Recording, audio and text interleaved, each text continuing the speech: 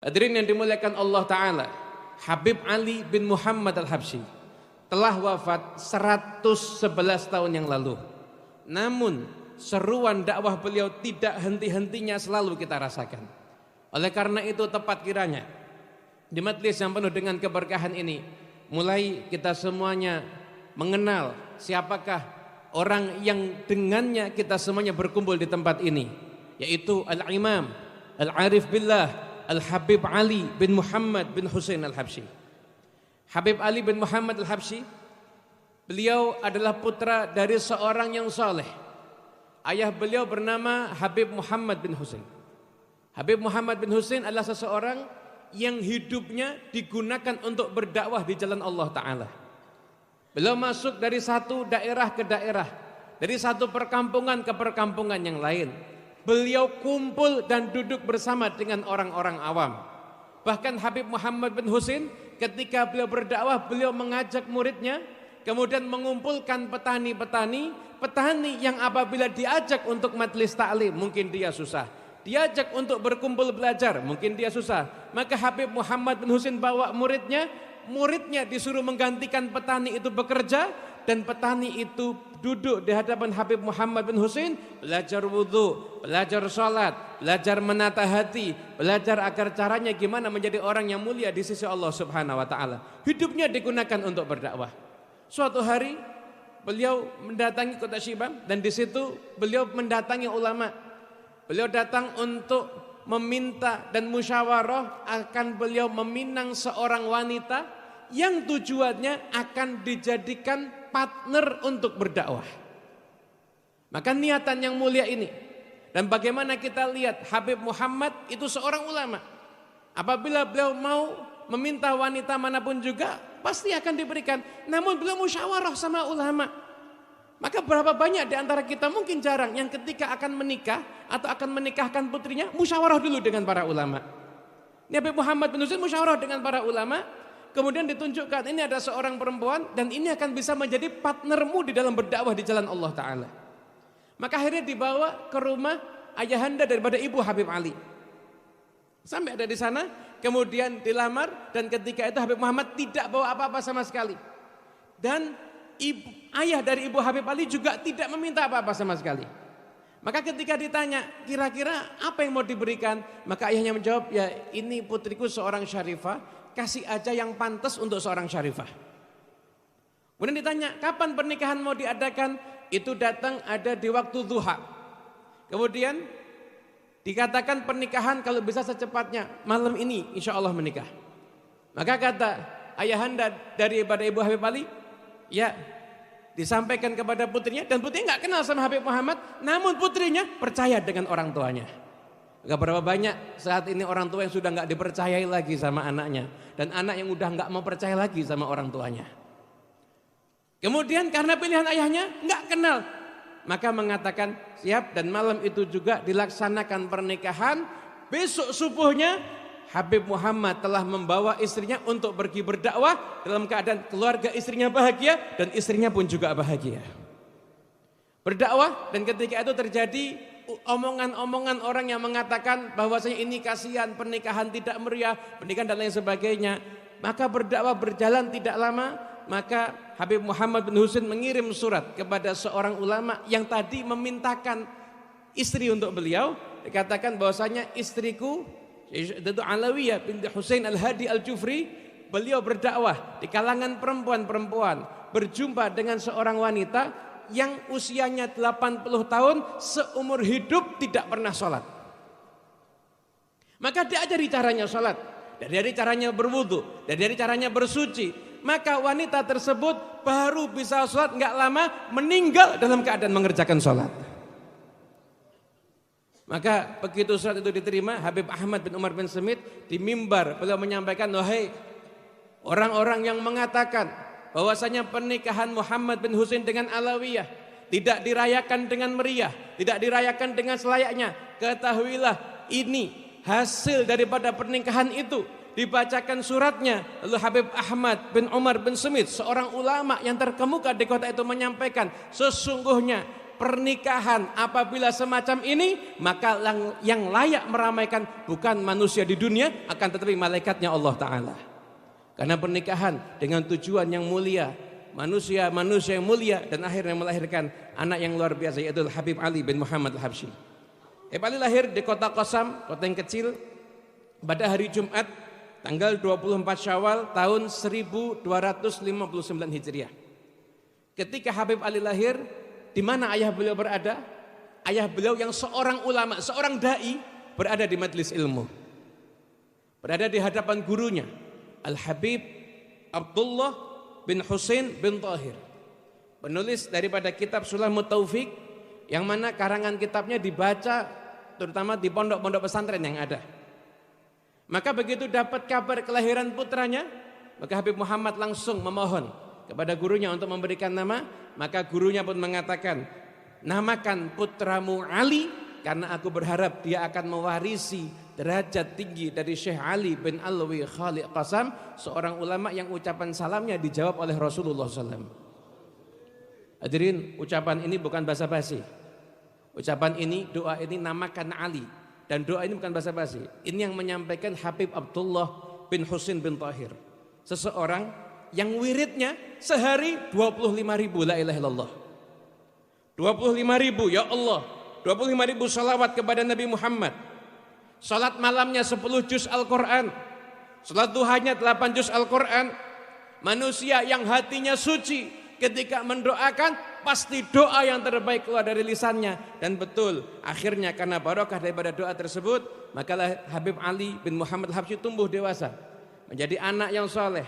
Ayahnya keluar pergi berdakwah dan beliau berada di bawah bimbingan ibunya. Di usia Habib Ali yang ke-17 tahun, Habib Ali diminta oleh ayahnya untuk pergi ke Mekah. Karena di usia 7 tahun Habib Ali, beliau udah nggak jumpa lagi sama ayah karena ayahnya berdakwah di Mekah. Usia 17 tahun ayahnya meminta beliau ke Mekah. Habib Ali kurang lebih tinggal selama 2 tahun ada di kota Mekah, mengambil ilmu dari para ulama yang ada di sana, utamanya dari ayahnya sendiri, juga mengambil ilmu dari para ulama yang lain seperti Syekh Ahmad Zaini Dahlan dan juga ulama-ulama yang lainnya. Hingga akhirnya 2 tahun Habib Ali tinggal di Mekah, maka beliau pun kemudian kembali lagi ke kota Sewun. Beliau berdakwah di kota Sewun, dan pertama kali beliau berdakwah, beliau mengajar ada di satu masjid, yang masjid itu dinamakan Masjid Hambal. Masjid itu makmur karena Habib Ali. Di masjid itu setiap Habib Ali mengajar, baik mengajar ilmu nahwu atau mengajar ilmu fikih atau mengajar ilmu-ilmu yang lainnya, di masjid itu setiap Habib Ali mengajar, maka di situ ada 400 orang yang menghadiri majelisnya Habib Ali. Dan itu yaumian, itu setiap hari 400 orang hadir majelisnya Habib Ali. Kemudian Habib Ali juga pernah menceritakan bagaimana pengalaman beliau ketika beliau memulai dakwah di Masjid Hambal. Beliau mengatakan sesungguhnya tetangga-tetangga Masjid Hambal ini adalah orang-orang bisnismen tapi soleh. Ada Abdullah Basalamah, bisnismen tapi soleh. Banyak ulama memuji beliau. Setiap Habib Ali masuk ke masjid, maka beliau sudah ada masuk masjid di malam hari, yaitu sebelum waktu subuh, maka sudah ada Abdullah Basalamah, beliau membaca Al-Quran ada di masjid. Kemudian ada juga Syekh Husain Babher, ada juga Syekh Muhammad Al-Khatib. Itu ulama-ulama semuanya wiridnya 5 juz Al-Quran setiap malam, salat malam sekian puluh kali. Itu wiridannya mereka semuanya. Maka Anda bisa bayangkan betapa makmurnya saat itu. Habib Ali berdakwah dan berdakwah terus. Habib Ali juga punya kontribusi sosial di masyarakat yang tidak kecil. Di zaman Al-Habib Ali bin Muhammad Al-Habsyi, dikatakan di kota Sewun tempat beliau tinggal, hampir-hampir, bukan tidak ada sama sekali, hampir-hampir dari ujung ke ujung tidak ada orang yang berselisih ataupun bermusuhan. Kalau sampai terjadi permusuhan, maka akan segera didudukkan dan kemudian didamaikan. Bahkan ketika krisis, mungkin banyak sekarang ada yang mengkhawatirkan akan terjadi krisis dan lain sebagainya. Ketika krisis, Habib Ali menjamu, menghidupi seluruh penghuni kota Sewun selama 3 bulan lamanya. Dakwah beliau kontribusi sosial. Kemudian beliau mendamaikan orang-orang yang berselisih.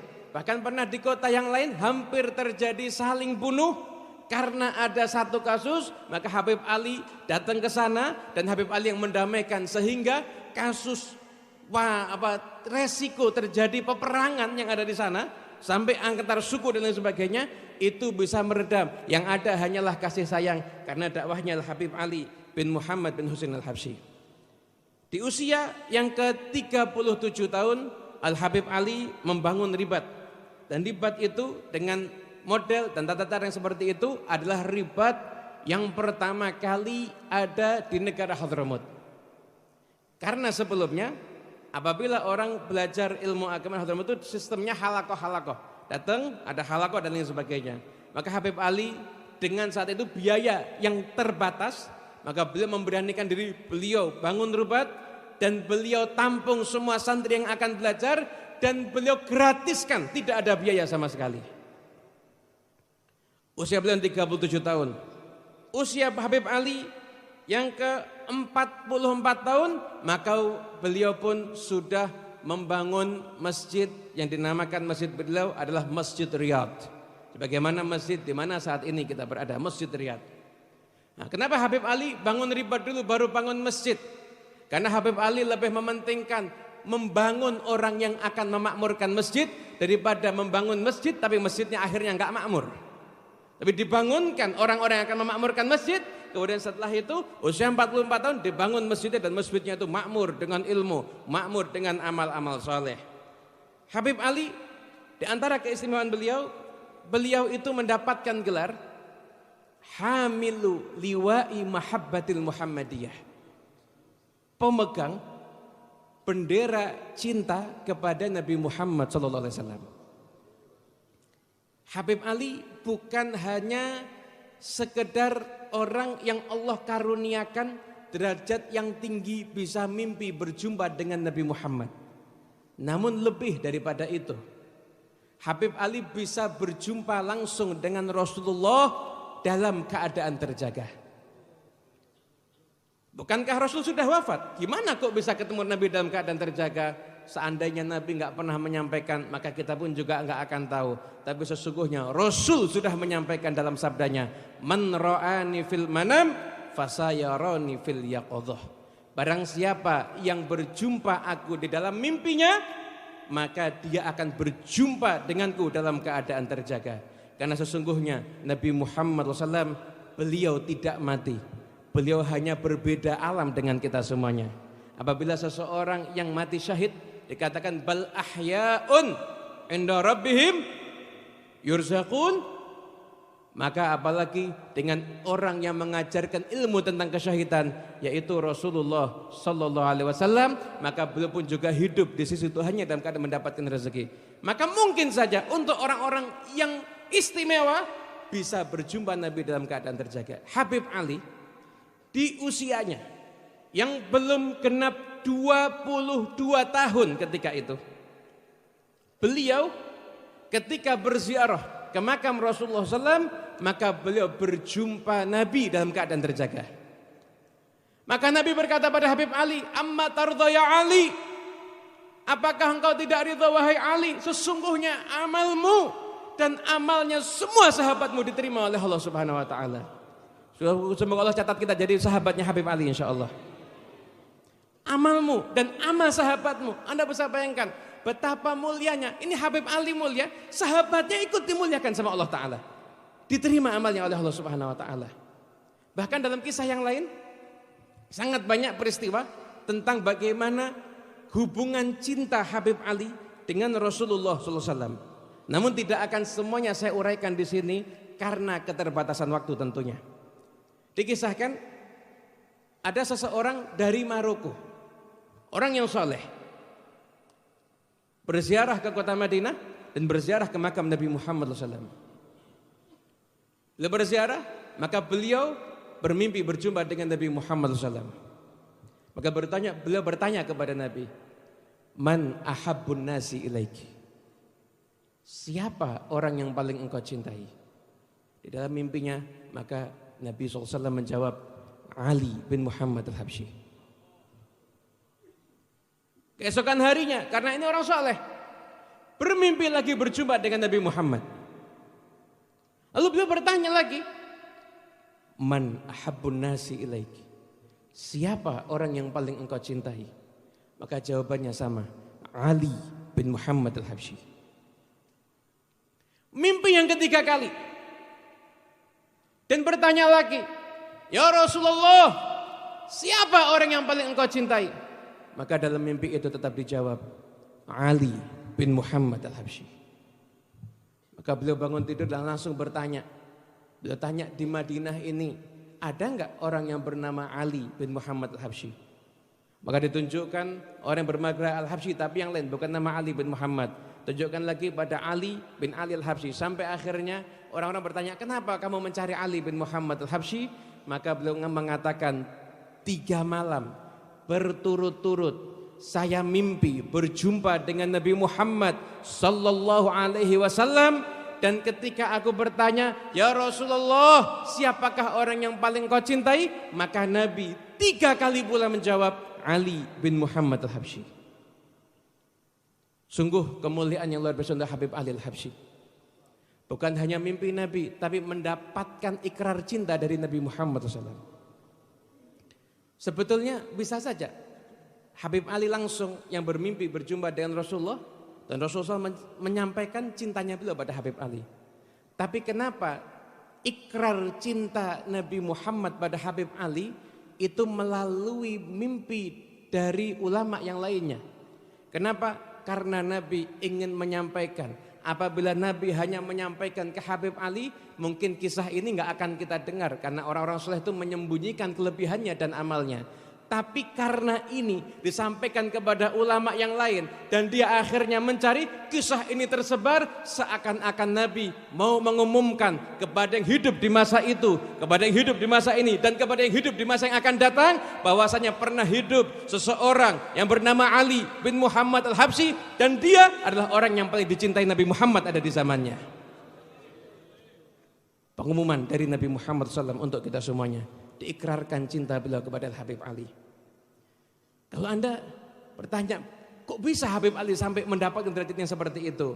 Hadirin yang dimuliakan Allah, Habib Ali, ketika beliau ziarah ke makam Nabi dan ketika aktivitasnya sehari-hari, beliau 1 hari 7 kali khatam Dalailul Khairat. Kalau sholat tarawih, beliau 1 malam 10 juz. Setiap sholat, maka setiap rakaat setengah juz, setiap rakaat setengah juz. 1 malam 10 juz, 3 hari sekali khatam Quran di dalam bacaan sholat tarawihnya. Siapa di antara kita yang ketika menuntut ilmu menghafalkan 12 syarah minhaj di luar kepala? Siapa di antara kita yang ketika usia belianya dikatakan oleh ibunya di hadapan oleh para ulama yang ada saat itu, Ibu Habib Ali mengatakan kepada mereka, kalian semuanya menjadi saksi, aku ridho kepada anakku Ali.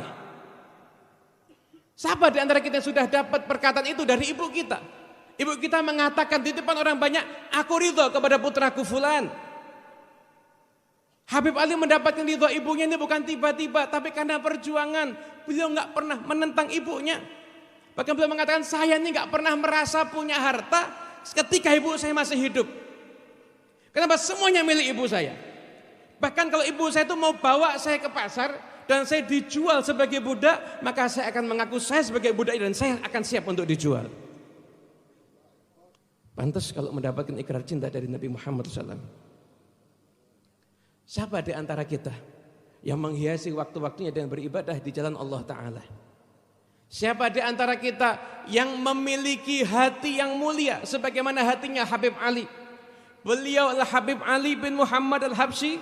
Setiap malam mendoakan semua orang yang memusuhi beliau seperti mendoakan orang yang cinta kepada beliau. Siapa yang punya hati seperti itu? Hati yang pemaaf. Bahkan bukan cuma memaafkan kesalahan orang lain, akan tetapi juga memberikan kebaikan kepada orang lain, bahkan kepada orang yang memusuhi beliau. Kalau Anda sudah mendengar ini, maka pantas kiranya kalau memang Habib Ali bin Muhammad al-Habsyi dimuliakan oleh Allah Subhanahu wa taala dan mendapatkan ikrar cinta dari baginda Nabi besar Muhammad sallallahu alaihi wasallam. Di usia beliau yang ke-68 tahun, Habib Ali menuliskan ekspresi cintanya pada Rasulullah. Beliau gubah Maulid Simtud Duror. Bukan dikarang seperti orang menulis buku saat ini. Namun Maulid Simtud Duror, Habib Ali duduk dan beliau mengucapkan, mendiktekan pada putranya dan putranya yang menulis. 3 kali majelis, jadilah buku Maulid Simtud Duror sebagaimana yang sering kita baca. Ketika maulid ini jadi, maka Habib Ali mulai membaca di rumah murid-muridnya. Dan ada salah seorang daripada murid Habib Ali membawa catatan Simtud Duror, dia salin dengan tangannya, kemudian dibawa ziarah ke makam Nabi Muhammad SAW. Murid ini akan membacakan Simtud Duror dan pertama kalinya ketika itu dibacakan di makam Rasulullah SAW. Dibaca Simtud Duror di makam Rasulullah SAW. Maka selesai murid tersebut membaca Maulid Simtud Duror, maka dalam duduknya dia tertidur dan bermimpi berjumpa dengan Nabi Muhammad SAW. Dia melihat Nabi datang keluar dari makamnya, diambil Maulid Simtud Duror, kemudian dibaca oleh Rasulullah SAW dari awal sampai akhir. Jadi kalau Anda sudah sering mendengar Maulid Simtud Duror, bahkan Anda baca di rumah-rumah Anda atau mungkin di majelis Anda, ketahuilah setiap lafaz ibarah yang ada di Maulid Simtud Duror sudah mendapatkan ridho dari Nabi Muhammad SAW. Oleh karena itu pantas kiranya kalau Simtud Duror semakin lama semakin tersebar, dibaca ada di mana-mana, dan insya Allah sebagaimana itu ekspresi cinta Habib Ali kepada Nabi, maka insya Allah siapapun yang membaca Simtud Duror akan mendapatkan berkahnya Rasulullah SAW.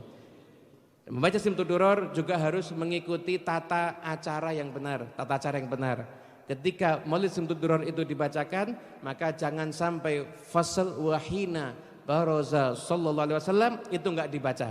Karena itu termasuk bagian inti daripada kisah kelahiran Nabi Muhammad. Hadirin yang dimuliakan Allah Ta'ala, kemudian Habib Ali juga punya banyak murid. Maka murid Habib Ali tersebar, ada di Indonesia ini, tersebar banyak sekali di Nusantara. Ada murid Al-Habib Ali, Habib Muhammad bin Idrus Al-Habsyi yang ada di Surabaya. Ada murid Al-Habib Ali, itu Al-Habib Alawi bin Segaf As-Segaf yang ada di Pasuruan, yang merupakan guru daripada para kiai yang ada di Pasuruan. Kemudian ada pula murid Al-Habib Ali bin Muhammad Al-Habsyi, Habib Abu Bakar bin Muhammad As-Segaf yang dimakamkan di Masjid Jami' Gresik. Kemudian ada pula murid Al-Habib Ali bin Muhammad Al-Habsyi, Al-Habib Ali bin Abdurrahman Al-Habsyi Kuitang, Al-Habib Ali bin Husin Al-Attas, dan semua para ulama yang ada saat ini itu rata-rata mereka murid atau anak murid dari Habib Ali atau cucu murid daripada Habib Ali bin Muhammad Al-Habsyi. Lalu ditelusuri dari gurunya sambung ke Habib Ali.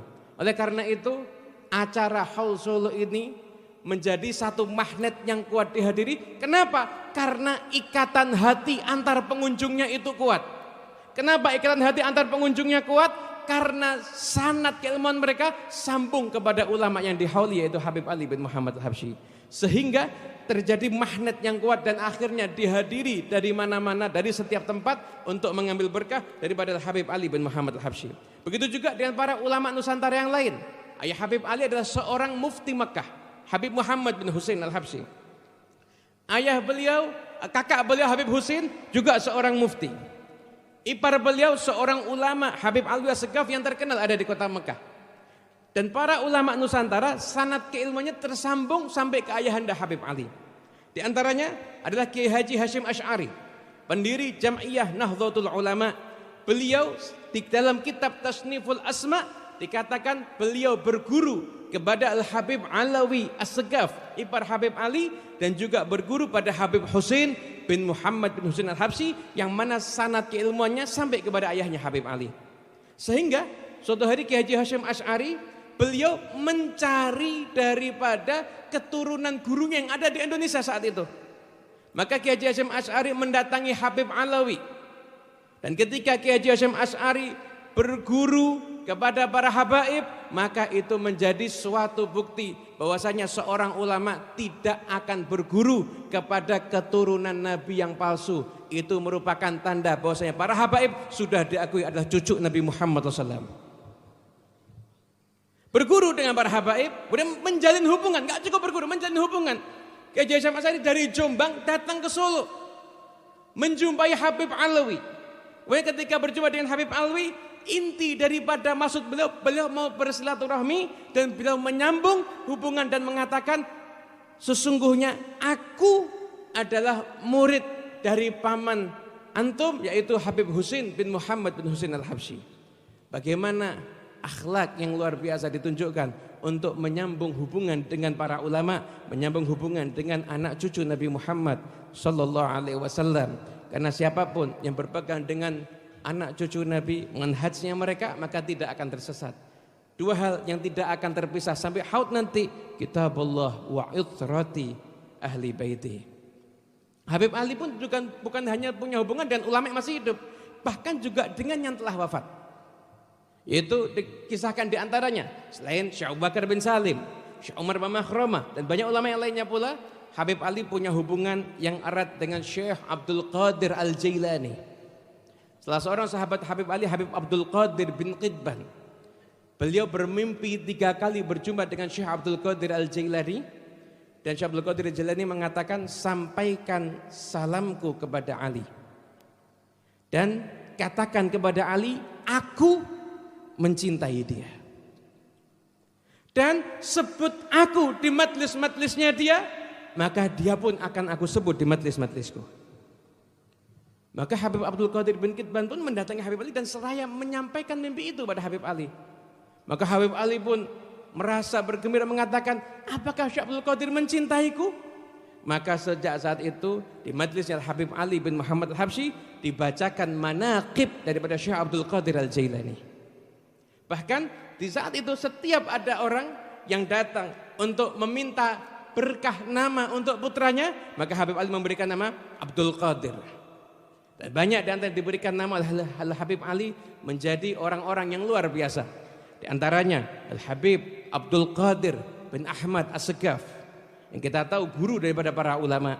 Di antaranya pula Imam Masjid As-Segaf, yaitu Al-Habib Abdul Qadir bin Abdurrahman As-Segaf, yang beliau wafat dalam keadaan sujud. Wafat dalam keadaan sujud saat ada di masjid, di bagian masjid yang termulia di mihrab, ketika hari Jumat, di saat mengerjakan sholat Jumat, di sujud yang terakhir. Kemudian Al-Habib Abdul Qadir bin Umar Maula Khailah, Al-Habib Abdul Qadir bin Muhammad bin Al-Habsyi, dan banyak para ulama yang lahir daripada berkah nama tersebut, yang menjadi ulama-ulama yang istimewa. Kemudian Habib Ali pada tanggal 20 Rabiul Tsani 1333 Hijriah, Habib Ali meninggalkan dunia yang fana ini menuju rahmat ilahi. Ya Allah, berilah Habib Ali sebaik-baik balasan. Tempatkanlah beliau di surga yang tinggi bersama para nabi dan orang-orang yang kau cintai. Ya Rabb, ya Allah, saksikanlah bahwa kami semua mencintai Habib Ali, dan nanti kumpulkan kami bersama dengan Habib Ali dan Nabi Muhammad di surga nanti. Amin ya Rabbal Alamin. Hadirin yang dimuliakan Allah, Habib Ali meninggalkan 4 orang putra dan seorang putri, dan salah seorang putra beliau dimakamkan di masjid ini, yaitu Habib Alawi bin Ali. Putra beliau yang lain juga dimakamkan di kota Solo bernama Habib Ahmad bin Ali. Habib Alawi bin Ali, beliau yang membangun masjid ini. Beliaulah yang pertama kali mengadakan acara ini. Jadi kita semuanya bisa berkumpul saat ini, itu semua karena jasanya Al-Habib Alawi. Karena beliau yang memulai membuat acara ini, membuat haul ayahnya ada di kota Solo yang tercinta ini. Habib Alawi adalah seseorang yang berbudi pekerti luhur. Tamunya nggak pernah berhenti, pintu rumah selalu terbuka untuk tamu. Beliau orang yang ramah, beliau orang yang dermawan, beliau orang yang berakhlakul karimah. Dan Habib Ali adalah terkenal seseorang yang ahli zikir. Lisan beliau selalu basah karena berzikir. Tidak pernah beliau tuh kelihatan berhenti daripada zikirnya di saat-saat yang memang disunahkan untuk berzikir. Kemudian Habib Alawi, beliau juga punya seorang putra, yaitu Habib Muhammad Anis bin Ali Al-Habsyi, dan juga putra-putra Habib Alawi yang lainnya. Habib Alawi wafat ada di Palembang, dan beliau atas wasiatnya dimakamkan di kota Solo di samping masjid yang beliau bangun, yaitu Masjid Riyadh ini. Habib Ja'far bin Syekh Khan, beliau mengatakan bahwasanya Habib Alawi mempunyai khususiyah yang luar biasa yang jarang dimiliki sama orang lain. Beliau ketika wafat ada di kota Palembang, itu wafat dalam keadaan yang sangat indah. Berangkat udah siapkan kain kafannya sendiri. Kemudian sampai di kota Palembang, ketika beliau wafat, beliau disolatkan di 3 kota bersama para ulamanya. Disolatkan di Palembang bersama para ulama, disolatkan di Jakarta bersama para ulama, lalu disolatkan di Solo pun juga bersama dengan para ulama. Dan beliau itu diiringi jenazahnya melalui udara dan juga melalui daratan dan juga melewati daripada lautan. Itulah khususnya daripada Habib Alawi bin Ali Al-Habsyi, yang beliau kemudian meninggalkan putranya yang beliau didik menjadi seorang yang saleh dan meneruskan perjuangan beliau, yaitu Habib Muhammad Anis bin Alawi Al-Habsyi. Wasiat Habib Ali kepada Habib Anis ketika beliau akan pergi ke Palembang, Habib Ali mengatakan, "Duhai anakku, sesungguhnya aku ingin engkau ikut dalam perjalananku ini. Namun apabila engkau ikut, siapa yang akan mengurus masjid ini? Enggak ada yang ngatur merohah, enggak ada yang ngatur maulid dan majelis taklim. Begitu pula ibu dan saudara-saudaramu akan kesepian jika kita semua berangkat. Apabila engkau mau tinggal di sini, maka engkau akan menghibur mereka semuanya.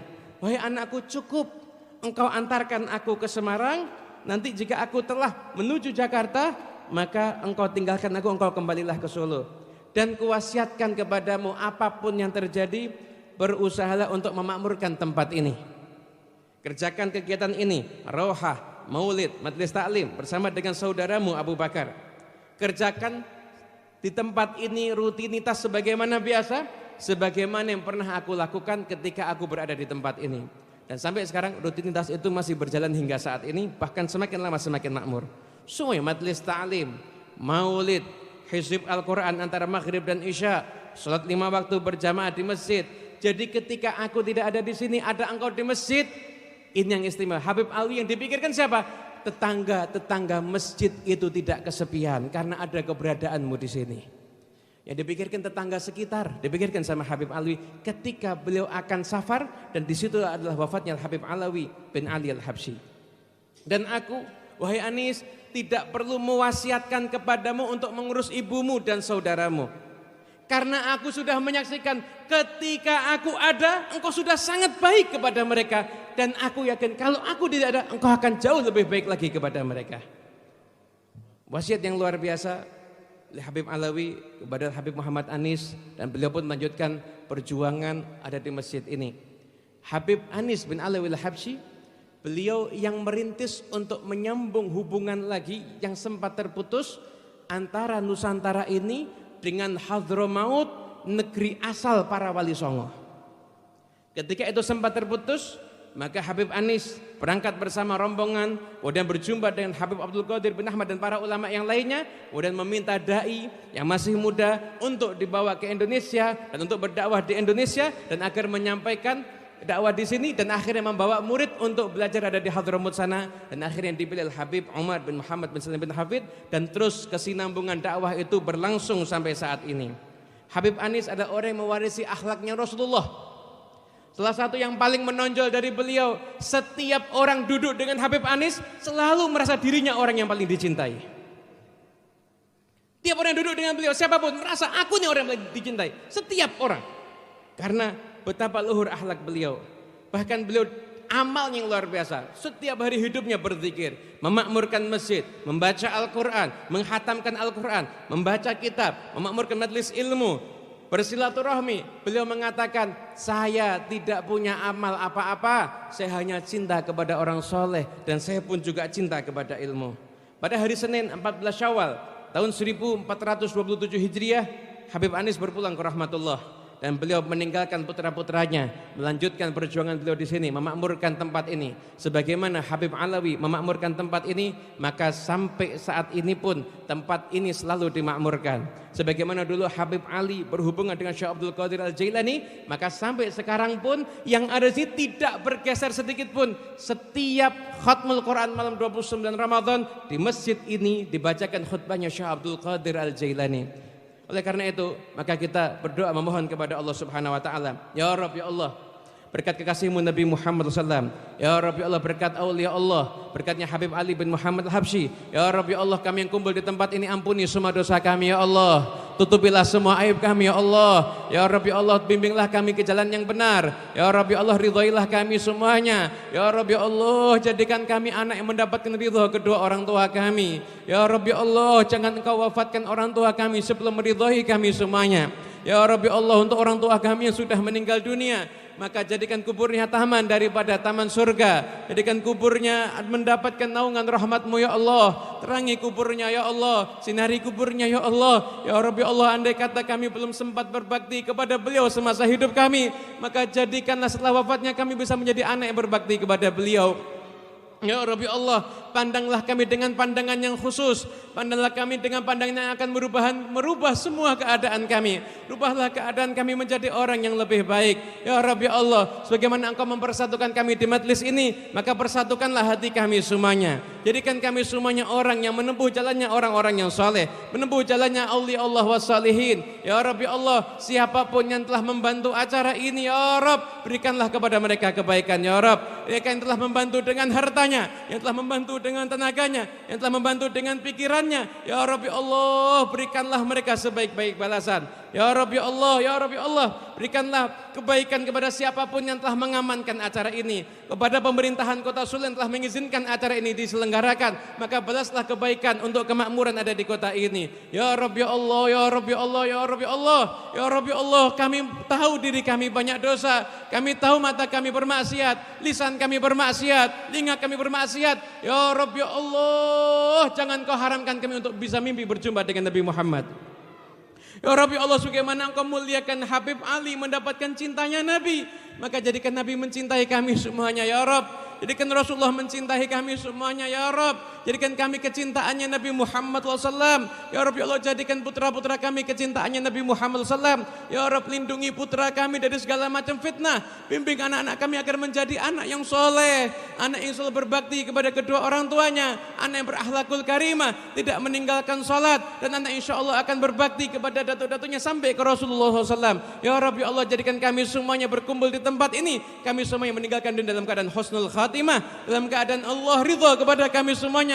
Engkau ridha pada kami ya Allah, Rasulmu ridha kepada kami ya Allah, orang tuamu ridha pada kami ya Allah, dan aulia Allahmu mencintai kami semuanya ya Rabbi Allah. Amin amin rabbal alamin. Adza minni wa afu minkum.